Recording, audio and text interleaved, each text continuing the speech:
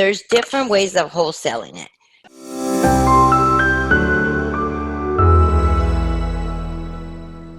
You can, remember we talked about doing a double escrow where the money, you buy it for, and I don't know the amounts, but let's say 100,000. You turn around and you sell it to the other person for 150.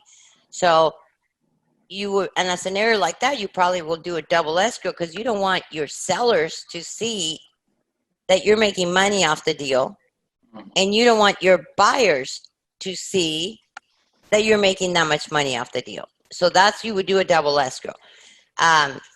Or you can just assign the contract and ask the buyer to pay you a flat fee, but then they get disclosed. So depending on how much, so that is, yeah, the buyers and sellers are all going to see this if you just assign it over to them.